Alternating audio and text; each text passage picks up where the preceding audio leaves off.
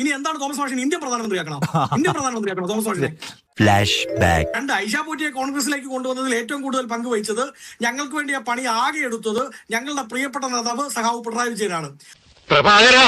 ഐഷ പോറ്റി ആദ്യം തോൽപ്പിക്കുന്ന ആരാണ്? കൊട്ടാരക്കരയിൽ ആദ്യം തോൽപ്പിക്കുന്നത് ബാലകൃഷ്ണ പിള്ളയാണ്. അവരൊരു ജൈന്റ് കില്ലറാണ്. ഇടതുപക്ഷത്തിന്റെ അടിത്തറയെ ഭേദിക്കാൻ ഐഷ പോറ്റിയെ പോലെ ഒരാളെ കൊണ്ട് കഴിയുമോ, ഭാഗ്യാന്വേഷിയെ കൊണ്ട് കഴിയുമോ എന്നാണ് അദ്ദേഹം ചോദിക്കുന്നത്. അല്ലാതെ ജാതി പറഞ്ഞാൽ തോന്നിയില്ല. മന്ത്രിസഭയിലെ അംഗം ഈ തെരഞ്ഞെടുപ്പ് കഴിയുമ്പോൾ ഐഷ പോറ്റിയുടെ അമ്പേറ്റ് തോക്കുന്നത് കാണുമ്പോൾ കൂടി അത് പറയണം. അതല്ല ഉദ്ദേശം. ഐഷ പോറ്റിക്ക് എന്താണ് കൊടുക്കേണ്ടിയിരുന്നത്? ഐഷ പോറ്റിക്ക് എന്താ? കെ വി തോമസ് ഒക്കെ പോയപ്പോൾ നിങ്ങൾ ചോദിച്ചില്ലേ എന്താണ് തോമസ് മാഷിന് പാർട്ടി തരാതിരുന്നത്?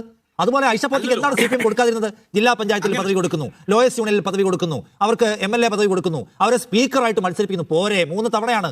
3 തവണ പോലും ചാൻസ് കിട്ടാത്ത എത്ര പേരുടെ ഉണ്ട്? അതിനുശേഷം അവരോട് മാറിക്കാൻ പറഞ്ഞു. അതിനുശേഷം എന്താ പിന്നെ അവരെ ജില്ലാ സെക്രട്ടറി ആക്കണമായിരുന്നു? എനിക്ക് മനസ്സിലായില്ല. അവർ നിങ്ങൾ എങ്ങനെ അക്കോമഡേറ്റ് ചെയ്തില്ല പാർട്ടിയായി പറയുന്നത്? ഇന്ന് ഐഷ പോറ്റി വളരെ കൃത്യമായ ഉത്തരം പറഞ്ഞിട്ടുണ്ട്. അവരുടെ സെൽഫ് റെസ്പെക്ടിനെ, അവരുടെ ഒരു വ്യക്തി എന്ന നിലയിൽ രാഷ്ട്രീയ അസ്തിത്വത്തെ ബാധിക്കുന്ന രീതിയിൽ CPM നേതാക്കളുടെ ഭാഗത്തു നിന്ന് പോലും പരാമർശങ്ങൾ ഉണ്ടായിട്ടുണ്ട്.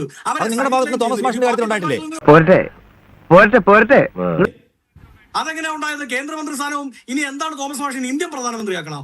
ഇന്ത്യൻ പ്രധാനമന്ത്രിയാക്കണം തോമസ് മാഷിനെ. അത് തന്നെയാണ്.